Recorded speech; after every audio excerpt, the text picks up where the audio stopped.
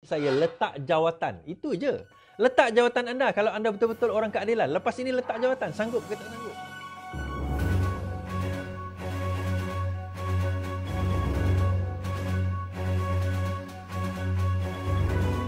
Kami orang presiden, kami sokong keadilan. Kalau anda betul-betul nak kata anda orang presiden dan sokong keadilan, bagi saya letak jawatan. Itu je. Letak jawatan anda kalau anda betul-betul orang keadilan. Lepas ini letak jawatan. Sanggup ke tak sanggup? Ataupun sebenarnya nak berada di dalam ini sebab semata-mata nak memegang jawatan. Masih lagi nak berkira-kira untuk memegang jawatan. Masih lagi nak berkira-kira untuk memegang jawatan ahli majlis, kan, bagi exco, masih lagi berfikir untuk jadi ketua cabang, kan, nak menjadi MPKK atau kalau dekat Selangor dengan Negeri Sembilan lah. Yang lain itu masih lagi berkira-kira sebenarnya kalau boleh dia nak menang dalam pemilihan parti yang akan datang. Bagi saya, kenapa pengkhianat-pengkhianat ini masih ada dalam parti, tuan-tuan dan puan-puan? Saya simpulkan satu saja. Pengkhianat-pengkhianat ini masih ada dalam parti. Dia ada dua sebab. Sebab yang pertama adalah mereka dah tak ada tempat nak dituju. Dan kita kena faham, bila Zuraidah keluar parti, kita ingatkan Ampang tu akan kolaps. Kita ingatkan cabang dia akan kolaps. Tapi nampaknya saya pergi kepada konvensyen penerangan semalam, kan, konvensyen penerangan saya jumpa wanita-wanita Ampang, saya jumpa orang-orang daripada cabang Ampang, saya jumpa wanita-wanita dan juga orang-orang daripada cabang Gombak umpamanya. Tidak ada masalah, kita tidak ada masalah, mereka tidak ada masalah dan mereka tetap diteruskan. Saya tanya, berapa puluh ribu yang keluar parti ikut Zuraidah? Tak nampak pun puluhan ribu tersebut. Ahli masih ada, masih ramai. Jadi saya tak nampak bahawa mereka ini mempunyai kekuatan.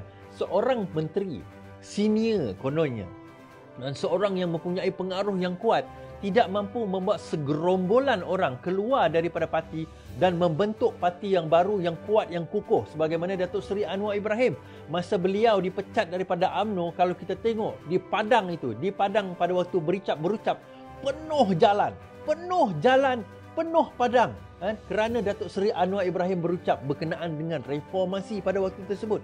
Saya tak nampak perkara ini berlaku. Kerana apa? Kerana Datuk Seri Anwar Ibrahim bila mana dia dipecat, dia membawa agenda reformasi. Siapa yang bawa baca buku The Asian Renaissance, tulisan Anwar Ibrahim, dan buku itu ditulis sebelum beliau dipecat lagi, telah menyatakan dan menulis tentang reform dan beliau cuba membawa reform di dalam UMNO pada waktu itu dan itulah sebab utama kenapa beliau dipecat. Itulah sebab utama kenapa beliau dipecat. Sebab itu dalam ucapan dia kata bahawa tidak ada satu saham pun diambil. Tidak ada satu inci tanah pun diambil. Kerana apa? Dia tahu berkenaan tentang reform. Dia berusaha untuk reform. Tetapi orang-orang di dalam UMNO itu tidak mahu kepada reform. Change, perubahan ini adalah satu benda yang sangat asing bagi orang yang tidak mahu berubah dan orang yang sudah merasa senang. Sebab itu bila perubahan itu dibawa di dalam komponen tersebut, di dalam kalangan orang-orang yang jahat ini, bagi mereka itu adalah satu ancaman.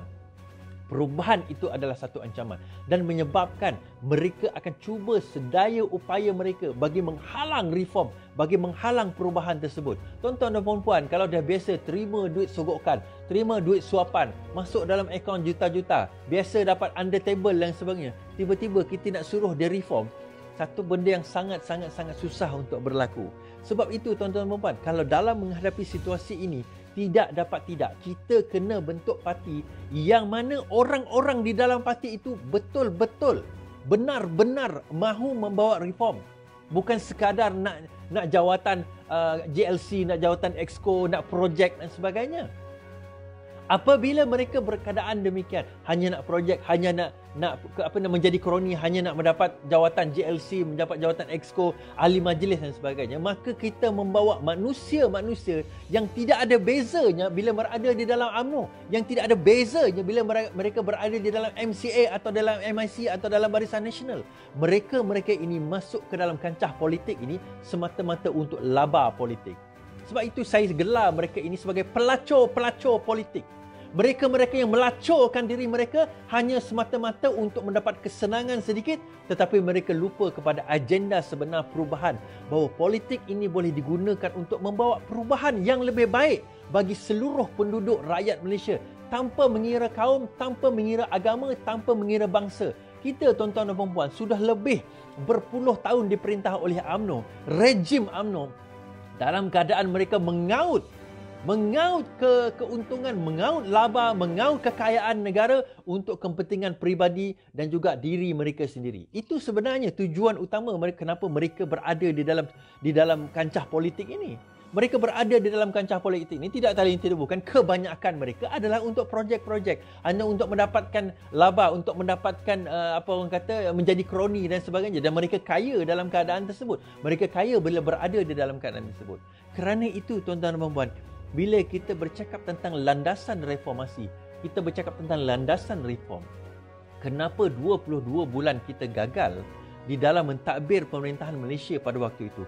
Kerana kita telah disabotaj daripada dalam oleh pengkhianat-pengkhianat semisal Azmin, Zuraida, Muhyiddin Yassin, Hamzah Zainuddin, seumpama Mahathir Mohamad, seumpama mereka-mereka yang berada di dalam parti ini, dalam Pakatan Harapan, bertujuan mereka tidak lain tidak bukan untuk mengkhianati pemerintahan Malaysia baru yang kita nak bawa. Kita nak bawa Malaysia baru, tuan-tuan dan puan-puan. Mereka tidak mahu Malaysia baru.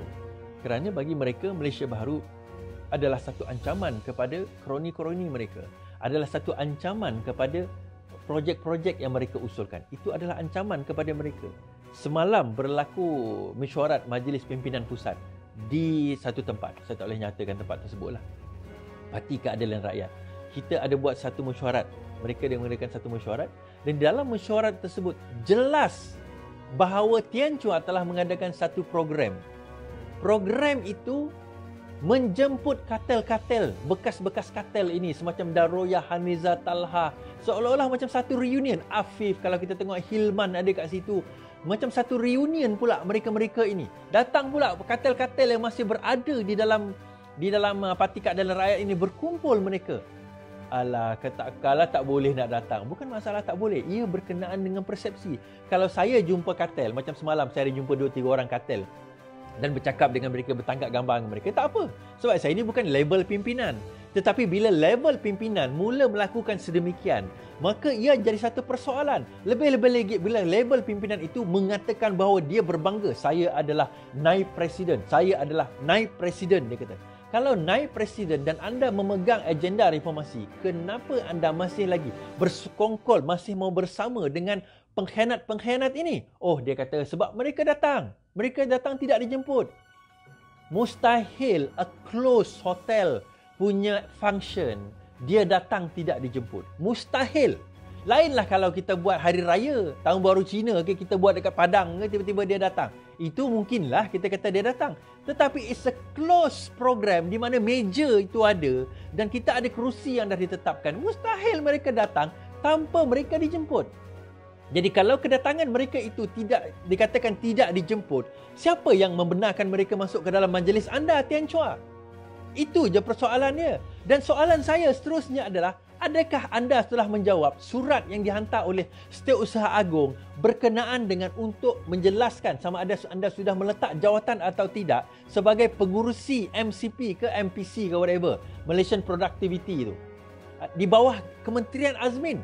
Dah jawab ke belum? Sebab setahu saya anda belum jawab, dan dengan bangganya ada kata, oh saya belum jawab lagi, saya tak jawab. Bila nak jawab? Nanti saya jawab. Surat tu dah berbulan tau. Kalau ikutkan sekarang ini, Kedah boleh ambil tindakan disiplin. Kenapa tindakan disiplin tidak diambil terhadap beliau? Kenapa tindakan disiplin tidak diambil terhadap beliau? Kenapa tindakan disiplin tidak diambil terhadap pengkhianat-pengkhianat ini? Kenapa saya marahkan sangat pengkhianat-pengkhianat ini? Kerana kita menghadapi keadaan ini, kita menghadapi kesukaran ini. Saya berada di sini memekak tiap-tiap malam ini kerana pengkhianat-pengkhianat inilah yang mengkhianati usaha kita. Penatlah kita kata saya tiap-tiap malam, rakan-rakan kita tiap-tiap malam bersorak, kita kata kita buat pressure, kita buat tekanan sehingga pengkhianat-pengkhianat ini keluar, tetapi ada golongan-golongan di dalam parti yang memastikan mereka kekal di dalam parti. Untuk tujuan apa? Untuk tujuan apa? Melainkan tujuan mereka mengkhianati sekali lagi parti kita. Prove me wrong. Prove me wrong, tuan-tuan dan puan-puan. Nak kata mereka telah bertaubat, telah itu, telah ini. NGO Daya telah membuktikan, Tian Chua sendiri telah menyatakan bahawa dia akan melakukan sesuatu yang beyond the party. Dia menggunakan NGO tersebut. Apa tujuan nak buat NGO yang diadakan di sebuah hotel mewah? Saya pun banyak juga NGO, tak pernah saya merasmikan di hotel mewah. Nak register NGO murah je RM30. Tapi boleh pula dia merasmikan NGO tersebut di sebuah hotel mewah. Persoalan saya, duit tu datang daripada mana? Siapa yang fund? Adakah daripada Azmin, Zuraidah? Itu soalan saya. Ini bukan tuduhan, ini soalan. So bagaimana anda boleh pula mengupah seorang selebriti seperti Adibah Noor menjadi pengacara majlis? There must be a money there. Dia tak ada kita nak bayar Adibah Noor RM500-600. Paling kurang RM1,000. Where does the money come from? Daripada mana duit tersebut datang? Persoalan-persoalan macam ni yang kita nak tanyakan, yang kita nak persoalkan, yang kita nak tahu, tuan-tuan dan puan-puan. Daripada mana duit-duit ni datang dan bagaimana dia dibentuk, bagaimana dia masuk dan kenapa? Apa tujuan NGO ini diwujudkan?